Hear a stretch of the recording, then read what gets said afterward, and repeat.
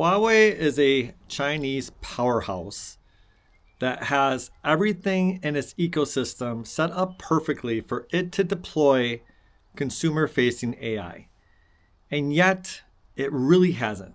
Its Pangu models, which I believe are on 5 now, are really focused towards industry. In fact, they kind of make that statement, right? That they're developing these technologies for railroad, industry, et cetera, et cetera.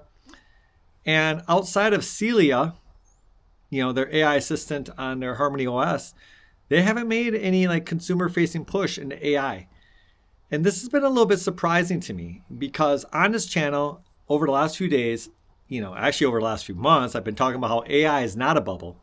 But specifically, I've been going to deep dives from the Western perspective of how a company like Google, or even, you can apply this to Microsoft, they can leverage AI throughout their stack at the margins and really extract value there. And of course, all this applies to Huawei, right? So Huawei can do all of this stuff too. But they really haven't chosen to do it yet on a consumer front. And I did a deep dive into this, and I think I might have some ideas why. Now, first off, welcome to RubenTek, where we meet at the intersection of tech, politics, and finance. Please like and subscribe down below. Today, we're going to be looking at Huawei's stack and trying to determine exactly what's going on. Now, I want to be crystal clear. I'm not saying that they're not pursuing AI at all. Again, they are. And on this channel, I did an entire video where I went to their website. I pulled up all this research where they have used AI in industry already to make money. And I use this to debunk the claim that nobody's making money with AI. People are like, oh, AI doesn't make money. I'm like, okay, here, look at these papers right here where Huawei is clearly denoting all these methodologies. They're already leveraging AI to make money. But even for myself, I'm a little shocked that for a company that has everything seemingly in place, they have been reluctant to enter consumer-facing AI. And so let me explain that why first. Now, what we got to talk about is what advantages would a Huawei have over like ByteDance, Alibaba, over DeepSeek, over Kimi, over these type of AIs like that. And the main advantage that they have is that they have the entire ecosystem, including 1 billion devices. So if Huawei wanted to, they could start really leveraging the Harmony OS ecosystem, pushing out AI all along the edges of it, and then this would favor their own models. Now, they are somewhat starting to release more and more AI features. I don't want to say they're lacking, they're not. But when they're doing this, they're keeping it open for other Chinese providers to move into here. So I know they have some deep integration with DeepSeek, and supposedly it's going to go even further. But this is where they could pull a Google, an Alphabet, and essentially, just to keep it real short, they could push out AI features to 1 billion people with the click of a keystroke. Now, I know it's not exactly how it works, but you understand what I'm saying. And remember, just like Google over here, or even more so, Huawei has their own cloud. They have their own chips. And even more than Alphabet, they actually are pretty much a chip foundry when you combine them with SMIC. So they have a complete advantage at the hardware level that nobody else actually in the world can meet when it comes to hardware. They're more vertically integrated than any other company, period. Right? Nobody has that bottom of the technology stack like Huawei. Nobody, period, in the entire world. But they also have elements up here at the top, right? Harmony OS puts them in an extremely unique position. Usually people who are playing down here at the bottom of the stack don't have the top of the stack too, and Huawei does. But I think that's where the conundrum lies as I look more into this. See, the problem is that because of their phones and their laptops, we think Huawei as being a consumer-facing company, but really they're not. It's not that they don't have consumer-facing items. They obviously do. But their bread and butter, what they were built up on, was B2B. And basically what's going on here is the traditional case of someone saying, I don't want to compete with my clients. I.e., if you are in China right now, it's very likely that you are eyeing up the Ascend series of chips to insulate yourself from Donald Trump, President Donald J. Trump, and the crazy regimes over here that at any time are threatening to pull hardware from you. You're also probably looking at Huawei's cloud, right? Their networking solutions. And if you're a startup like DeepSeek and you're spending big money with this company, do you really want them competing tooth and nail with you? Now, some of this might apply to the American market, but understand that it's a little different because NVIDIA, which is at the lower end of the stack, where Huawei technically is, they have publicly stated that they're not going to increase their cloud efforts. They don't want to compete with their clients. And I believe that's what's happening here.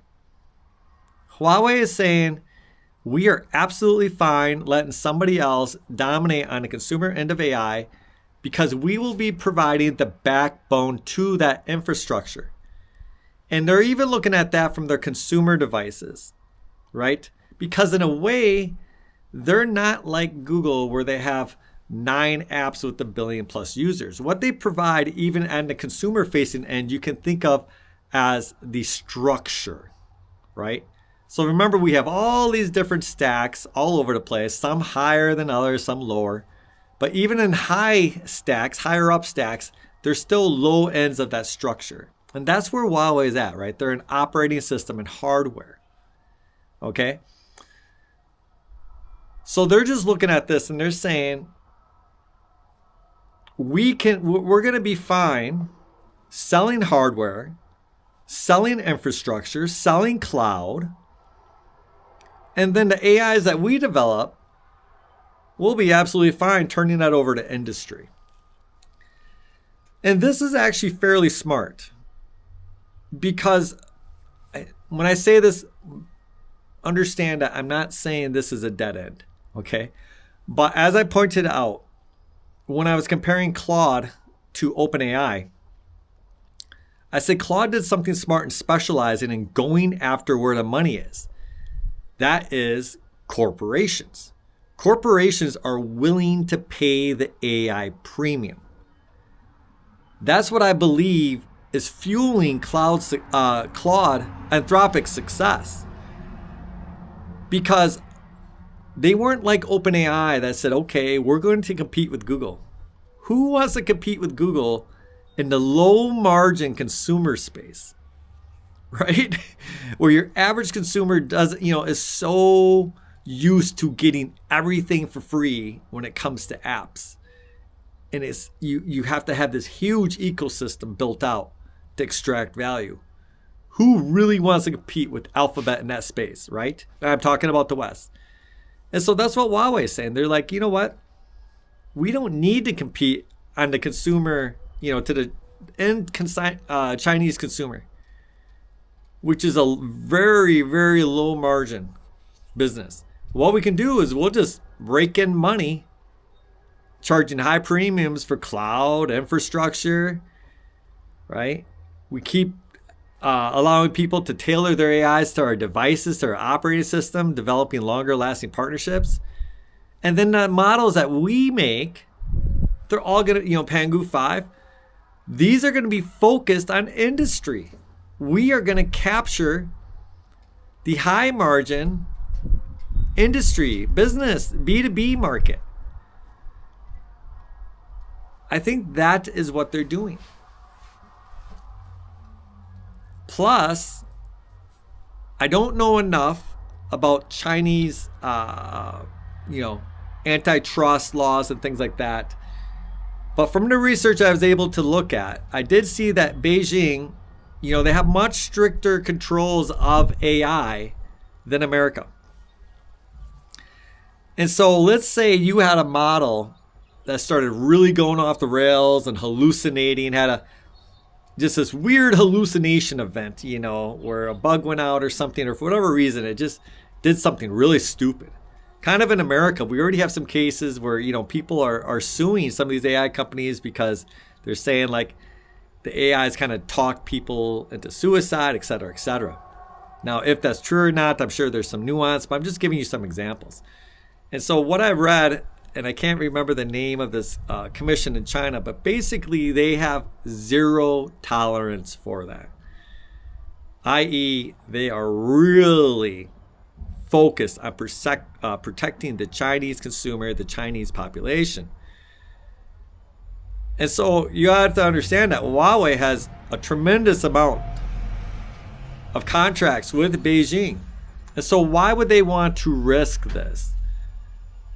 Risk something happening that could possibly tarnish their role, tarnish their image. I don't think that they'd want to. There's really no reason for them to step heavily into the consumer-facing market. Okay? I'm kind of coming to this realization. It was a little hard for me at first because in my head, I was like, boy, they really have a very similar stack to Alphabet. Again, they're lower on the stack. Alphabet starts up here. I'm trying to get in the camera. I can't see it. Alphabet's up here. It goes down to here. Huawei starts down here. It goes up to here. So neither of them have the ends. But now I'm starting to see that Huawei focusing purely on business is probably a lot smarter for their case. Because again, they're not going to not profit. If DeepSeek does well in the consumer-facing Chinese market or in the world, doesn't matter which one, that benefits Huawei. Because DeepSeek is buying Ascend 950s. They're running in in Huawei's cloud, right? So this all benefits them. Now, let me know what you think in the comments down below. I want to make certain that you understand that this is a little bit of change. I've kind of been hinting at this for a while, that I don't really understand why they haven't went stronger in the consumer-facing market. But I think I had a light bulb go off, and I think that this picture's starting to make sense. That's my gift. If I have any gift in the world, I don't have really any talents, but if I had any talent, it's trying to connect these puzzle pieces at a high level. And that's what I'm starting to piece together here slowly with Huawei, is that they do not need to be in the consumer-facing market. They're already in AI and doing very well in the B2B, and they profit off the consumer-facing market because they're leveraging the high-margin business of cloud and hardware. So they're just going to be a partner, provide infrastructure when it comes to the consumer, and they're really going after business. Let me know what you think down below about that strategy, or if you think I'm wrong.